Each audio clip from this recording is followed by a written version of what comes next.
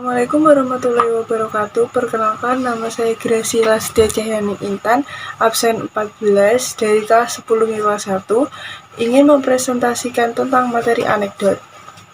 Jadi, anekdot adalah sebuah karangan atau kisah yang bisa jadi berdasarkan pengalaman hidup seseorang yang ditulis secara singkat dan juga pendek. Apakah kalian tahu isi yang terdapat pada teks anekdot? Jadi, isi yang terdapat pada teks anekdot adalah ada dua, yaitu tersurat dan tersirat. Yang tersurat adalah isi yang langsung dapat dibaca di dalam teks anekdot. Dan yang kedua, yang tersirat, yaitu makna teks yang berhubungan dengan situasi dan kondisi masyarakat pada umumnya. Ciri-ciri teks anekdot yaitu bersifat humor atau lelucon, bersifat menyindir, kisah cerita yang disajikan hampir menyerupai dongeng, dan juga bersifat menggelitik. Jadi, tujuan teks anekdot itu sendiri yaitu sebagai sarana penghibur, pengkritik, dan juga untuk membangkitkan tawa bagi pembacanya. Di dalam teks anekdot juga memiliki beberapa struktur. Yang pertama yaitu abstraksi. Bagian ini terletak pada bagian awal paragraf. Yang kedua adalah orientasi. Bagian ini berisi awal mula terjadinya suatu peristiwa. Dan yang ketiga adalah event, berisikan rangkaian peristiwa yang terjadi. Yang keempat, krisis. Bagian ini berisikan tentang permunculan permasalahan.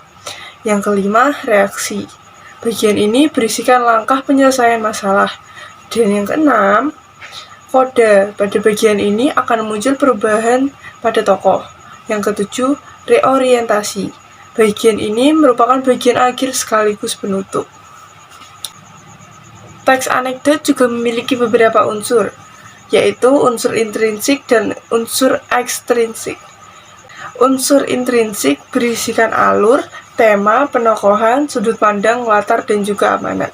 Lalu, unsur ekstrinsik adalah unsur yang terdapat di luar karya sastra, misalnya kondisi sosial budaya masyarakat sekitar. Ada juga unsur kebahasaan. Unsur kebahasaannya yaitu misalnya contoh ada kalimat tanya, kalimat perintah, dan juga konjungsi.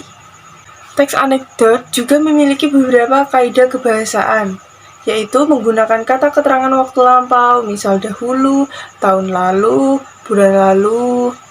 Dan yang kedua, menggunakan kata penghubung atau konjungsi, dibagi menjadi konjungsi antara kata satu dengan kata yang lain, konjungsi antara kalimat yang satu dengan kalimat yang lain, konjungsi antara paragraf yang satu dengan yang lain.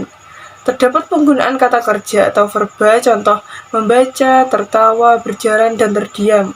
Urutan peristiwa berdasarkan waktu atau kronologis, menggunakan jenis pertanyaan retorik, yaitu pertanyaan yang tidak diharuskan untuk dijawab. Menggunakan kalimat perintah, contoh buanglah, ambillah, catatlah, tidurlah. Sekian video presentasi dari saya. Jika ada salah kata mohon maaf, jika ada yang kurang paham bisa menghubungi saya.